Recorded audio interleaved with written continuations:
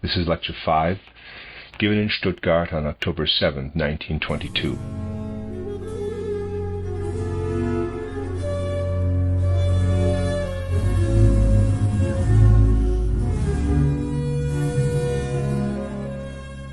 Yesterday I tried to characterize the spiritual life at the end of the 19th and the beginning of the 20th centuries as I experienced it, and this experience led to the writing of my title, Philosophy of Freedom. This book was intended to point to moral intuitions as that within humanity which, in the evolution of the world, should lead to the founding of the moral life of the future. In other words, through my book I wanted to show that the time has come in which morality can continue in the evolution of humanity in no other way than that an appeal is made to the moral impulses which each human being is able to call forth individually from his or her innermost being. I mentioned that the Philosophy of Freedom was published at a time when it was universally said that finally it had been recognized that moral intuitions were impossible, and that any discussion about moral intuitions must once and for all be silenced. I considered it essential to establish the justification and grounds for moral intuition. Thus there was a distinct cleft between what the age, in many of its most eminent minds, considered to be truth, and what I held to be right on the basis of human evolution. On what is this difference really based? Let us look into the depths of human soul life as it is formed today in the West. In earlier times, people also spoke of moral intuitions. That is to say, it was said that as individuals, people could call forth from within themselves, independent of external life, the impetus to action. However, in the first third of the 15th century, and even more so in subsequent centuries, what was said about moral intuitions was less and less true. It was said that morality could not be established by the observation of external facts. People could no longer perceive of a real light when they looked into their inner being. Thus, they declared that moral intuitions were there, but that actually they knew nothing about them anymore. For centuries, the thinking that existed and was justified before the 15th century rolled on automatically, so that the facts that people declared to be right had ceased to be so. The traditions of which I have spoken persisted through the centuries and contributed to such statements. Before the 15th century, people did not speak in indefinite. The indefinite was already the untruthful terms, as was current later. When speaking of intuitions, also of moral intuitions, people spoke of what rose up within their inner beings, of which they had a picture as real as the picture of reality they had when they opened their eyes in the morning and looked at nature. Outside they saw nature around them, the plants and the clouds. When they looked into their inner beings, there arose the spiritual, which included the moral as a given. The further we go back in evolution, the more we find that the rising up of an inner existence in human experience was a matter of course. These facts, as I have explained them to you, which result from spiritual science, may also be studied historically by considering certain outer symptoms. In the days when speaking about an inner reality was lapsing into untruthfulness, proof for the existence of God arose. Had anyone, during the first centuries of Christianity, spoken about proofs for the existence of God as Anselm of Canterbury did? No one would have known what was meant. In earlier times they would have known still less, for in the 2nd or 3rd century before Christ, to speak of proof for the existence of God would have been as if someone sitting there in the first row were to stand up and I were to say, "Mr. X stands there," and someone in the room were to assert, "No, that must first be proved. What human beings experienced as the divine was a being of full reality standing before their souls. They were endowed with the faculty of perception for that which they called divine. The divine of that historical time appears primitive and incomplete in the eyes of modern people. They could not get beyond the point, but the people of that age would not have wanted to hear about proofs, for that would have seemed absurd. Human beings began to, in quotes, prove the existence of the divine only when they had lost it, when it was no longer perceived by inner spiritual perception. The introduction of proofs for the existence of God shows, if one looks at the facts impartially, that direct perception of the divine had been lost. However, the moral impulses of that time were bound up with what was divine. Moral impulses of that time can no longer be regarded as moral impulses for today. When, in the first third of the 15th century, the faculty of perception of the divine spiritual, in the old sense, was exhausted, perception of the moral also dried up, and all that remained was the traditional dogma of morals, which people called conscience. The term always referred to something that was highly vague, however. When, therefore, at the end of the 19th century it was said that all talk about moral intuitions must be silenced, it was the final consequence of an historical development. Until then, human beings had a feeling, however dim, that such intuitions had once existed. But now they began to put themselves to the test.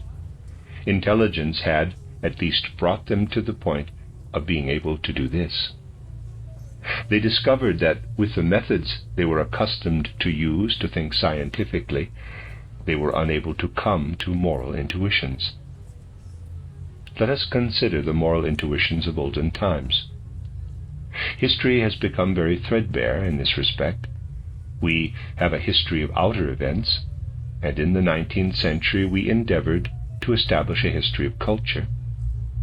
But this age has been incapable of producing a history that takes the inner life of the soul into account. There is therefore no knowledge of how soul life developed from the earliest times until the first third of the 15th century. However, if we go back in time and consider what was spoken of as moral intuition, we find that it did not arise as a result of inner human effort. For this reason, the Old Testament, for instance, did not feel what figured then as moral intuition as acquired by the human soul, but as divine commandments coming into the soul from outside. And the further back we go, the more human beings felt that what they saw when they beheld the moral was an inner gift from a living divine being outside themselves. Moral intuitions held good as divine commands, not in a figurative or symbolic sense, but in an absolutely real sense. There is a good deal of truth in certain contemporary religious philosophies when they allude to a primal revelation preceding the historical age on earth. External science cannot get much beyond, shall I say, a paleontology of the soul. Just as in the earth we find fossils, indicating an earlier form of life, so in fossilized moral ideas we find forms pointing back to the once living, God-given moral ideas. Thus we can come to the concept of primal revelation and say this primal revelation dried up. Human beings lost the ability to be conscious of the primal revelation. And this loss reached its point of culmination in the first third of the 15th century. Human beings perceived nothing anymore when they looked within themselves. They preserved only the tradition of what they had once beheld. Religious communities gradually seized upon this tradition and turned its externalized content, this purely traditional content, into dogmas which people were expected merely to believe, whereas formerly they had living experience of their truth as coming from outside of the human being. The very significant situation at the end of the 19th century was that certain circles realized that the old God-given intuitions were no longer there. They realized that if someone wanted to prove with the head the ideas of the people of old, then he or she would have to say that there are no moral intuitions. Science has silenced them. Human beings, even when receptive, are no longer capable of receiving moral intuitions. To be consistent, one would have had to become a kind of Spengler and say that there are no moral intuitions, and that in future humanity will have no alternative but gradually to wither up. One would perhaps at best ask one's grandfather, "Have you heard that there were once moral intuitions, moral influences?" And the grandfather would answer, "One would have to search the libraries at second or third hand. One might still glean some knowledge of moral intuitions, but no longer from actual experience." One would then have to say that there is no alternative but to wither up and become senile, not to have youth any more. That would have been consistent.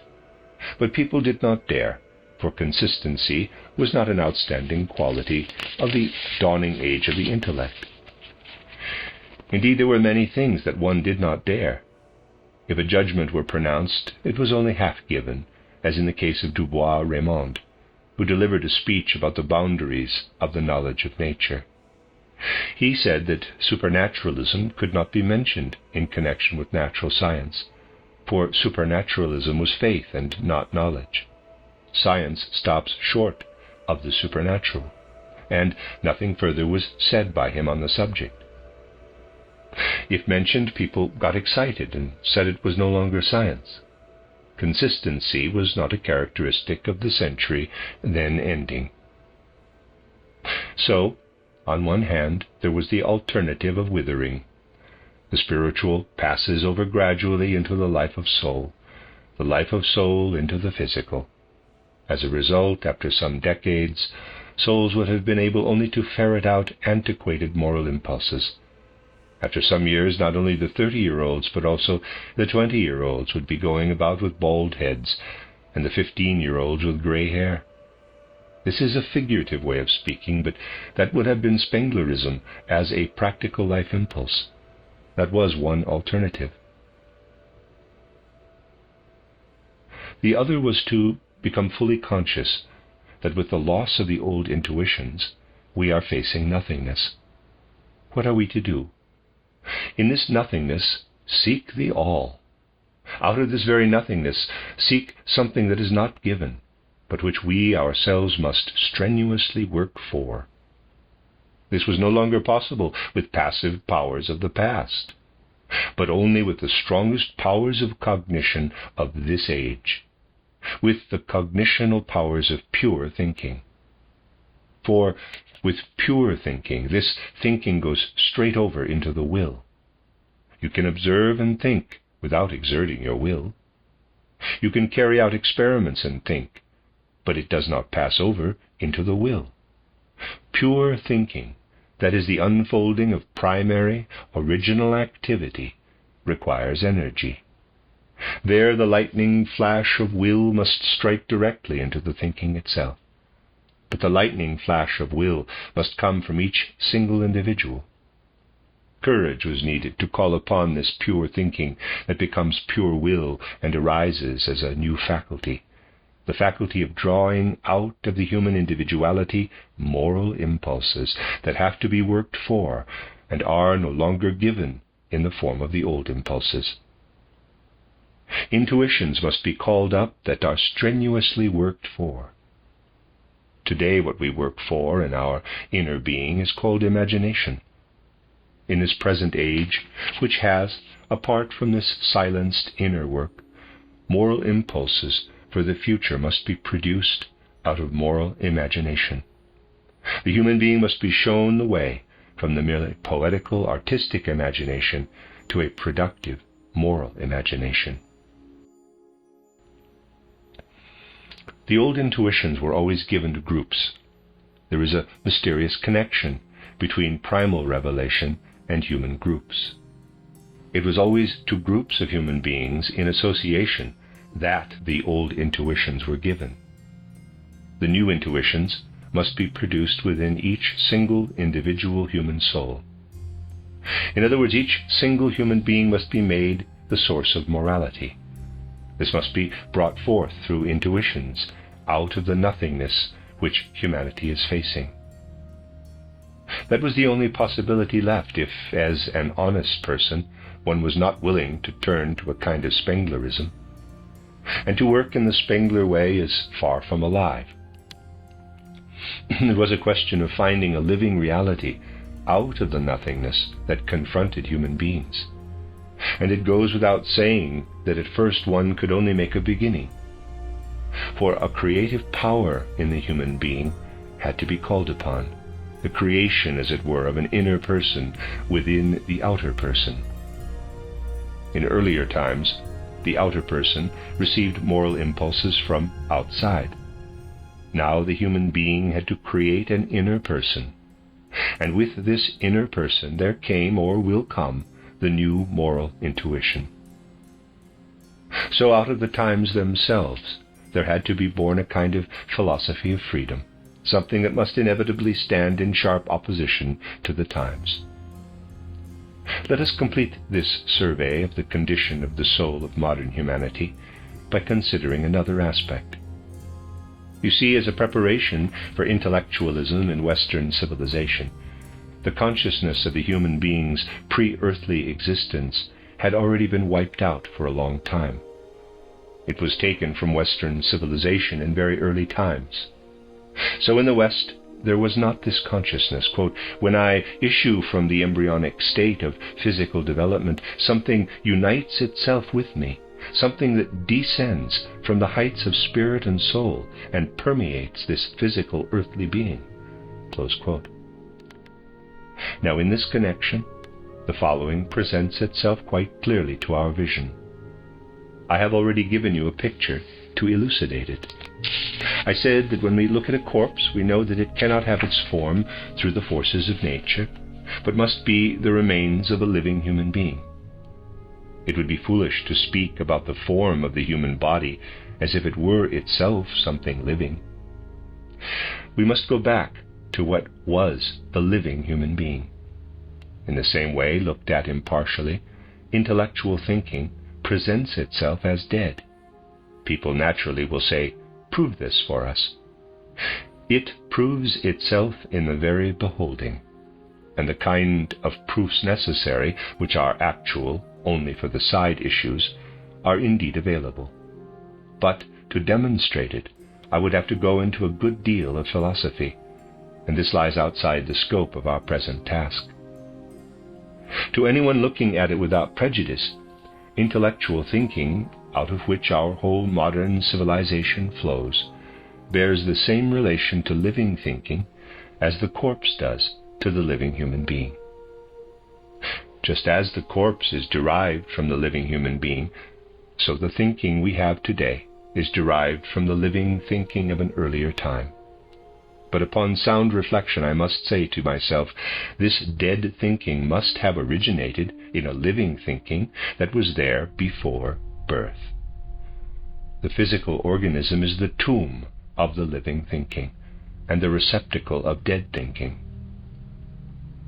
But the strange fact is that during the first two periods of human life, up to the 6th, 7th, or 8th years, to the end of the change of teeth, and then further up to the 13th, 14th, 15th years, that is to say, to the age of puberty, the human being's thinking is not completely dead, but it is in the process of dying. It was only living thinking in pre-earthly existence. During the first two periods of life, it comes to the point of dying. And for modern humanity, since the first third of the 15th century, thinking is quite dead by the time of puberty. It is then the corpse of living thinking. It was not always so in the evolution of humanity. If we go back before the 15th century, it becomes evident that thinking still was something living. there existed the kind of living thinking that human beings today do not like, because they feel as if ants were swarming in their brain. They do not like it when something is really alive within them. They want their head to behave in a quiet and comfortable way. The thinking in it, too, should take a peaceful course, so that all one needs is to help things along with the laws of logic. But pure thinking, that is just as if an anthill were in one's head, and that, people say, is not healthy. At the beginning of the 15th century, the human being was still able to endure living thinking. I am not saying this in order to criticize. That would be out of place, just as out of place as to criticize a cow because she is no longer a calf. It would have been the greatest disaster for humanity if this had not happened. There had to be human beings who could not endure having an anthill in their head. For what was dead had to be brought to life again, in a different way. And so it came about after the middle of the 15th century that human beings inwardly experienced a dead thinking once puberty was past. They were filled out with the corpse of thinking. Go really deeply and seriously into this idea, and you will understand that it is only since that time that an inorganic natural science could arise, because the human being began to grasp purely inorganic laws only as of that time.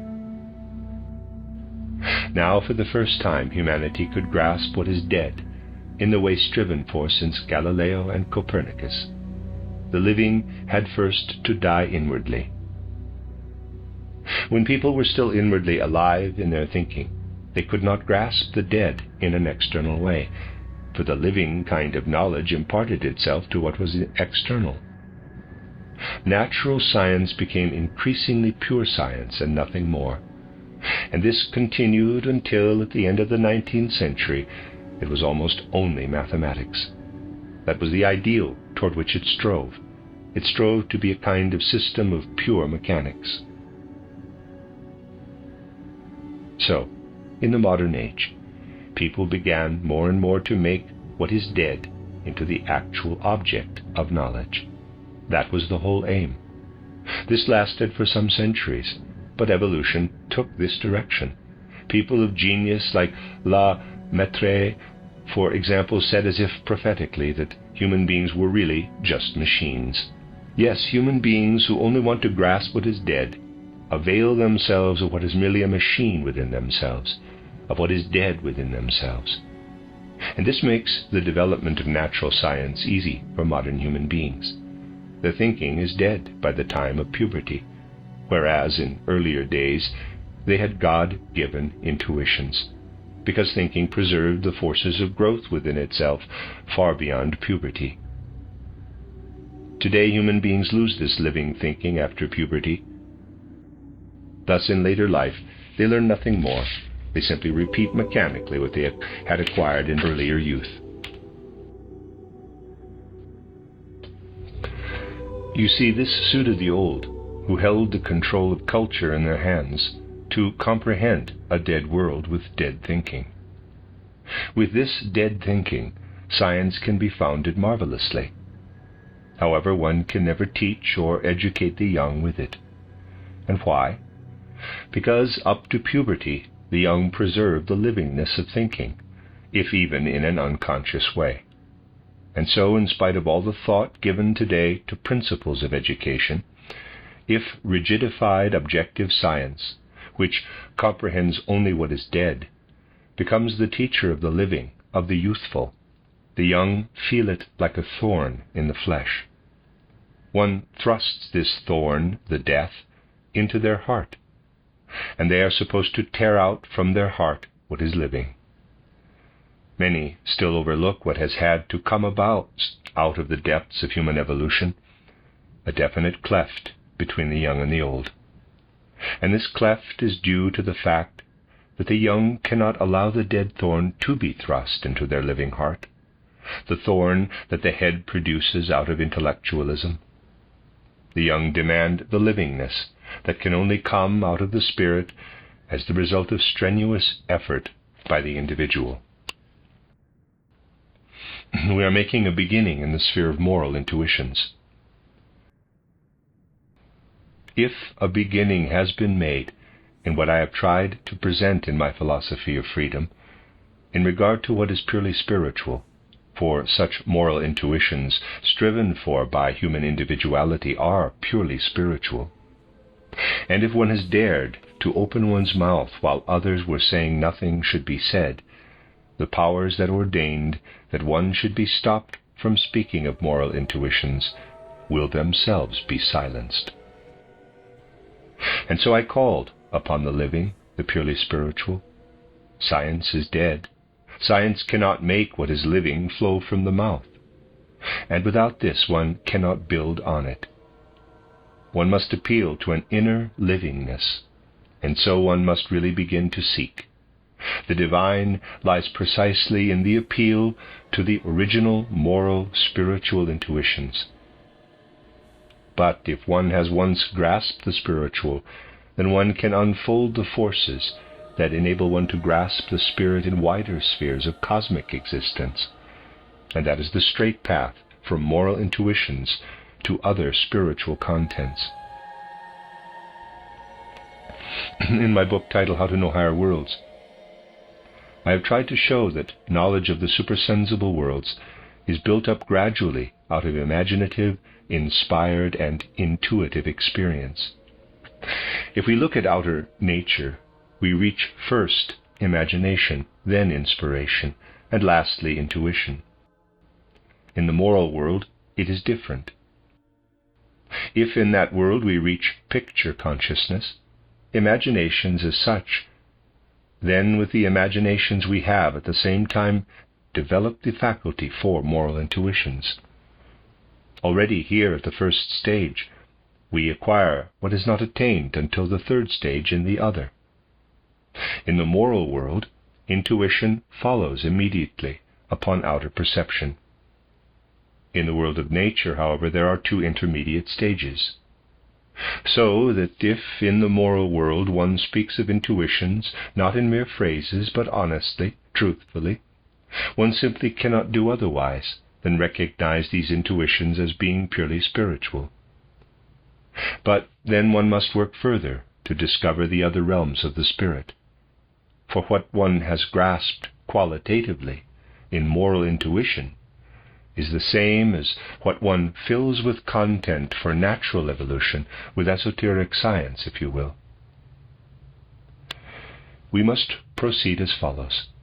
On the one hand, we must acknowledge that outer science, by its very nature, can only comprehend what is material. Hence the view of the material must be not only materialism, but also phenomenalism.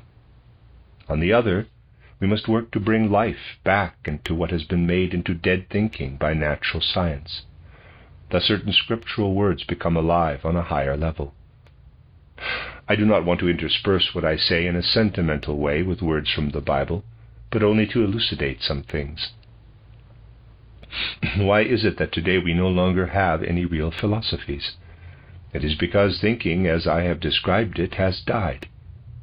When based merely upon dead thinking, philosophies are dead from the very outset. They are not alive. And if people like Bergson seek something living in philosophy, nothing comes of it, because although they struggle for it, they cannot lay hold of the living. To grasp the living means first to attain vision. What we need to reach the living is what can be added out of what worked within us before our 15th year. This, from before our 15th year, is not disturbed by our intellect. We must carry what works within us as spontaneous living wisdom over into the dead thinking. Dead thinking must be permeated with forces of growth and with reality. For this reason, and not out of sentimentality, I want to refer to the words from the Bible, quote, "Except ye become as little children, ye cannot enter the kingdom of heaven," close quote. For it is always the kingdom of heaven that one is seeking. But if one does not become like the child before puberty, one cannot enter the kingdom of heaven. childlikeness, youthfulness, must be brought into dead thinking. Thereby it becomes alive. It comes once more to intuitions. Thus we learn to speak out of the primal wisdom of the child. Out of a science of language such as Fritz Maudner has written, not only are moral intuitions silenced, but also actually all talk about the world. People ought to stop talking about the world, because Maudner proves that all talk about the world consists only of words, and words are incapable of expressing reality. Such thinking has made its appearance only since the first third of the 19th century. People do not consider what it would be like if our words and concepts not only meant something, but had real existence. Then indeed they would not be transparent. Then, like clouded lenses before our eyes, they would conceal what is sense perceptible, because they are realities that would hide the world from us. Something splendid would be made of human beings if they had concepts and words that have meaning in and of themselves. They would have been held fast by them. Concepts and words must be transparent, so that we may reach the things through them. It is imperative, when the desire is almost universal to silence all talk about reality, that we learn to speak a new language. In this sense, we must return to childhood and learn a new language. The language we learn in the first years of childhood gradually becomes dead, because it becomes permeated by dead intellectual concepts. We must quicken it to new life. We must find something that strikes into what we are thinking. Just as when we learned to speak, an impulse arose in us out of the unconscious. We must seek a science that is alive. We should consider it a matter of course that the thinking that reached its apex in the last third of the 19th century silences our moral intuitions. We must learn to open our mouth by letting our lips be moved by the Spirit. Then we shall become children again. That is to say, we shall carry childhood on into our later years, and that is what we must do. If a youth movement wants to have truth and not only phraseology, then such a movement is imbued of necessity with a longing for the human mouth to be opened by the Spirit, a longing for the quickening of human speech by the Spirit which wells forth from the individual. As a first step, individual moral intuitions must be brought out of the human individuality. We shall then see how, as a result, the true science of the Spirit, which makes all anthropology into anthroposophy, is born.